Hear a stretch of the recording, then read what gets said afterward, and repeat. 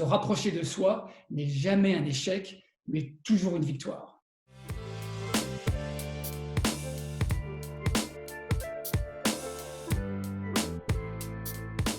On ne peut pas le nier, ce confinement a été dur à vivre pour nous tous expats.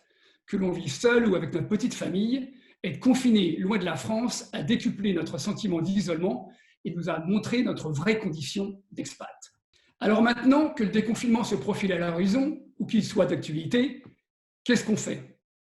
Pour certains expats, les angoisses ou le stress qu'ils avaient durant le confinement se sont dissipés ou se dissipent petit à petit.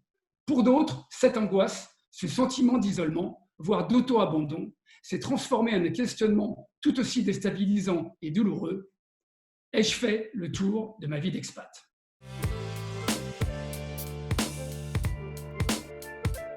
À ceux qui vous disent d'arrêter de vous poser ce genre de questions, que vous avez fait trop de sacrifices pour en arriver là, que vous avez de la chance, que vous êtes jeune, beau et riche ou sur le point de, ne les écoutez pas. Surtout si ces conseils viennent de gens que vous aimez et qui vous aiment. Ce dialogue que je vous recommande est entre vous et vous. Écoutez-vous d'une façon la plus clinique, la plus neutre possible. Écoutez-vous sans jugement et avec compassion, mais sans complaisance. Écoutez ce que vous ne dites pas, ce qui se cache entre les lignes de vos pensées. Écoutez ce que vous n'osez pas vous dire. Faites face à vous-même avec honnêteté et en restant dans le présent.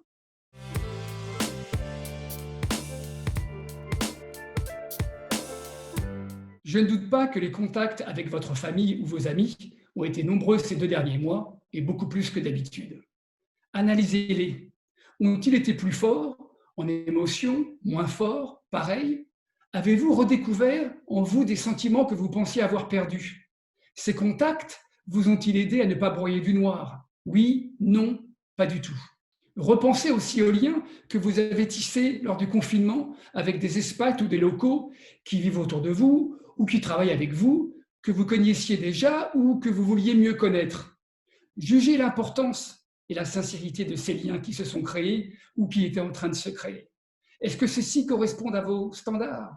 Y a-t-il un potentiel de vraie amitié ou ces relations sont-elles basiquement superficielles? Avez-vous eu envie de tisser ces liens?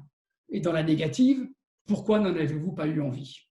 Vous poser ces questions vous aideront à clarifier votre véritable degré d'isolement dans le pays où vous vivez. Si vous réfléchissez et faites le point sur votre entourage dans votre ville d'expatriation et que vous vous rendez compte que vous êtes peu entouré, peut-être serait-il temps de vous demander si vous n'avez pas fait le tour de votre vie d'expat et qu'un retour en France est envisageable.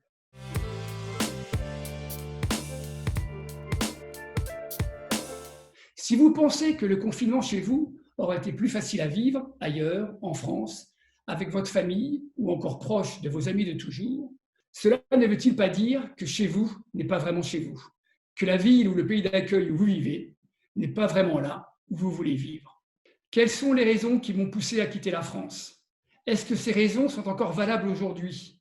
Demandez-vous ensuite, est-ce que la vie que je vis aujourd'hui est une vie qui me ressemble?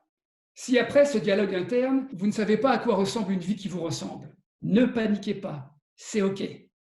Prenez le temps de réfléchir sur ce que vous aimez et surtout, autorisez-vous à rêver. Et si nécessaire, faites appel à un professionnel qui pourra vous guider là où vous avez toujours eu envie d'aller, sans trop vraiment le savoir.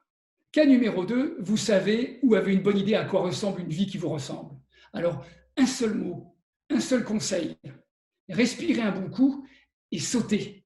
Avancez vers ce projet de nouvelle vie, même si la peur de trébucher vous accompagne. Se rapprocher de soi n'est jamais un échec, mais toujours une victoire. Prenez soin de vous. Salut les expats.